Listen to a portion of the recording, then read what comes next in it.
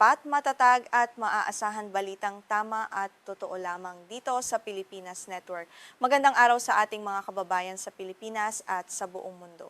Huwag kalimutang pusuan ang video, sumubaybay at pindutin ang batingaw upang lagi kayong updated sa balita.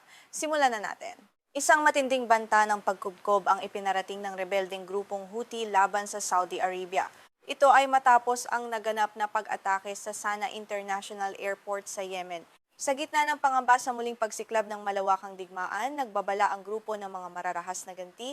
Ang pangyayaring ito ay nagdulot ng matinding alarma sa komunidad ng mga bansa na nagbabantay sa kapayapaan sa gitnang silangan. Isinisi ng mga Houthi sa Saudi Arabia ang naganap na pag-atake sa paliparan noong Lunes. Gayunpaman, mabilis na inako ng opisyal na pamahalaan ng Yemen ang responsibilidad dito. Ayon sa pamahalaan, layunin ng kanilang operasyon na pigilan ang paglapag ng isang eroplano mula sa Iran sa kabisera ng bansa na kasalukuyang kontrolado ng mga Houthi. Ang magkasalungat na pahayag na ito ay lalong nagpapagulo sa tunay na motibo sa likod ng insidente. Sa isang eksklusibong panayam sa Al Jazeera, hayagang nagpahayag si Mohammed al-Bukhaiti, isang mataas na opisyal ng Houthi. Sinabi niya na may karapatan silang gumanti sa anumang pag-atake na pinaniniwalaan nilang nagmula sa Saudi Arabia. Binigyang diin niya na kung handa ang kanilang mga kaaway na paralisahin ang paliparan sa Sana'a, may karapatan din silang salakayin ang mga paliparan ng Saudi Arabia at magpatupad ng katulad na blockade.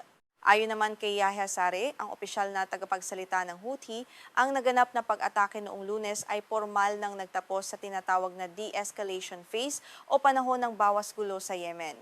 Ang digmaang ito na nagsimula pa noong taong 2014 ay tila babalik sa matinding labanan.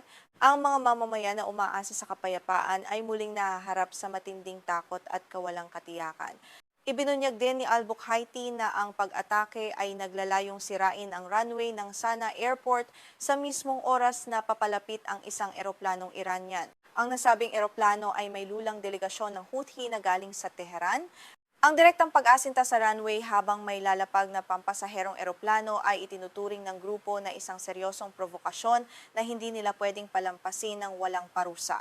Ang delegasyong lula ng eroplano ay galing sa pagdalo sa libing ng yumaong Supreme Leader ng Iran na si Ali Khamenei.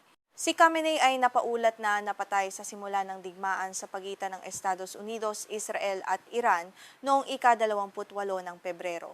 Ang ugnayang ito sa pagitan ng Iran at ng mga Houthi ay lalong nagpapatibay sa hinala ng kanilang mga kalaban tungkol sa lumalalim na kooperasyong militar ng dalawang panig. Kasama mismo si al-Bukhaiti sa mga opisyal na nakasakay sa naturang eroplanong Iranian. Dahil hindi makalapag sa nasirang runway ng Sana'a, napilitang lumihis ng ruta ang eroplano patungo sa lungsod ng Hodeidah. Ang Hodeidah ay isang estratehikong daungan sa baybayin ng Red Sea na kasalukuyan ding nasa ilalim ng kontrol ng mga rebeldeng Houthi na hayagang pinopondohan at sinusportahan ng pamahalaan ng Iran. Hindi nagtagal matapos ang insidente, naglunsad agad ng ganti ang mga Houthi sa pamamagitan ng pagpapakawala ng mga ballistic missile. Ang target ng kanilang pag-atake ay ang Abha International Airport na matatagpuan sa timog na bahagi ng Saudi Arabia. Ang mabilis na tugon na ito ay nagpapakita ng kahandaan ng mga rebelde na tuparin ang kanilang mga banta at magdulot ng takot sa mga sibilyang pasilidad ng kalabang bansa. Sa panig naman ng Saudi Arabia, mabilis na naglabas ng pahayag ang koalisyong pinamumunuan nito. Ayon sa kanila, matagumpay nilang naharang at nawasak ang mga ballistic missile na pinakawalan ng mga Houthi bago pa man ito makapinsala sa Abha Airport. Bagamat walang naiulat na sugatan, ng insidenteng ito ay nagpapakita ng napakataas na antas ng tensyon at panganib ng direktang digmaan sa pagitan ng dalawang bansa. Sa kabila ng pagharang sa kanilang mga misel, nagbanta pa rin ng mga Houthi na magpapatuloy ang kanilang mga operasyon upang tuluyang wakasan ang pagkubkob sa Sana'a Airport. Nangako silang pananatilihing bukas ang mga flight sa pagitan ng Sana'a at Tehran. Ito ay nagpapakita ng kanilang determinasyon na lumaban sa kabila ng lakas ng militar ng Saudi at handa silang paralisahin ang lahat ng paliparan nito. Ang ugat ng pinakabagong tensyon ay nagsimula noong ika-3 ng Hulyo matapos akusahan ng mga Houthi ang mga fighter jet ng Saudi Arabia na hinarang ang isang eroplanong Iranian. Ang flight na ito ang kauna-unahang opisyal at pampublikong biyahe mula Tehran patungong Sana'a sa loob ng higit isang dekada. Ang muling pagbubukas ng rutang ito ay nakikitang banta ng pamahalaan ng Yemen at ng koalisyong pinamumunuan ng Saudi. Inakusahan naman ng pamahalaan ng Yemen ang Iran na ginagamit lamang ang mga pampasaherong flight na ito ako bilang tabing sa kanilang mga iligal na aktibidad. Ayon sa kanila, ito ay paraan ng Iran upang magpadala ng mga modernong kagamitang militar, armas, at mga eksperto sa teknolohiya para sa mga rebeldeng Houthi. Ang akusasyong ito ay lalong nagpapatingkad sa papel ng Iran bilang pangunahing taga-suporta ng kaguluhan. Sa kanyang talumpati sa United Nations Security Council, hayagang sinabi ng kinatawan ng Yemen sa UN na si Abdullah al-Saadi na ang eroplanong nagtangkang lumapag sa Sanaa ay may direktang ugnayan sa Islamic Revolutionary Guard Corps ng Iran.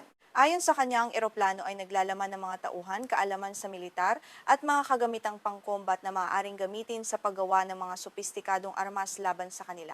Idinagdag pa ng embahador ng Yemen na nag-alok na ang kanilang pamahalaan na ihatid ang delegasyon ng Houthi mula Tehran gamit ang opisyal na eroplano ng Yemeni Airlines upang masiguro ang kaligtasan at iwasan ang hinala. Ngunit tinanggihan ito ng mga rebelde na ayon sa pamahalaan ay patunay lamang na may itinatago silang mga kontrabando at mga kagamitang militar na hindi dumaan sa tamang inspeksyon ng seguridad. Dahil sa banta ng lumalalang karahasan sa Yemen, muling nabubuhay ang matinding takot ng buong mundo na gamitin ng mga Houthi ang kanilang kontrol sa baybayin ng Red Sea. Maari nilang harangan ang Bab al-Mandeb Strait na siyang pangunahing daanan ng mga barkong kalakal sa timog na bahagi ng mahalagang rutang pandagat na ito. Ang Bab al-Mandeb ay itinuturing na isa sa mga pinakaabalang daanan ng krudo sa buong daigdig. Kung pagsasamahin ang bantang ito sa nagpapatuloy na panganib sa Strait of Hormuz dahil sa tensyon sa pagitan ng Amerika at Iran, ang sitwasyon ay lubhang mapanganib. Ang anumang pag-atake sa mga barkong komersyal sa baybayin ng Yemen ay tiyak na yayanig sa ekonomiya ng buong daigdig. Maaari itong magdulot ng mabilis na pagtaas ng presyo ng langis at iba pang bilihin na mararamdaman maging dito sa ating bansa. Nang tanungin tungkol sa posibilidad ng pagpapasara sa Bab al-Mandeb, tahasang sinabi ni al-Bukhaiti na bukas sila sa lahat ng opsyon. Inilarawan niya ang Bab al-Mandeb ay isang strategic asset o mahalagang yaman ng Yemen na maaari nilang gamitin anumang oras. Ang pahayag na ito ay nagpapakita na handa ang mga Houthi na gamitin ang kanilang lokasyon upang gipitin ang mga bansa na itinuturing nilang kaaway.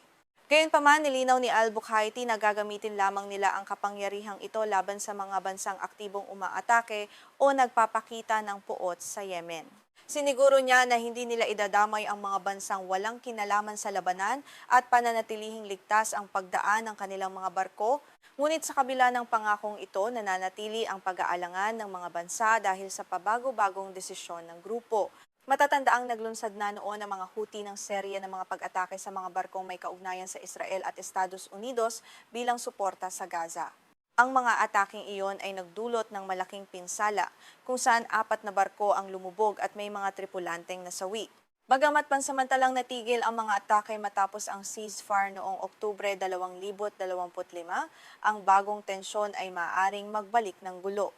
Sa pagtatapos, ang sitwasyon sa Yemen ay muling nasa gilid ng bangin. Ang banta ng mga Houthi na kubkubi ng Saudi Arabia at harangan ng mga daan ng pandagat ay hindi lamang lokal na usapin kundi isang pandaigdigang krisis sa seguridad.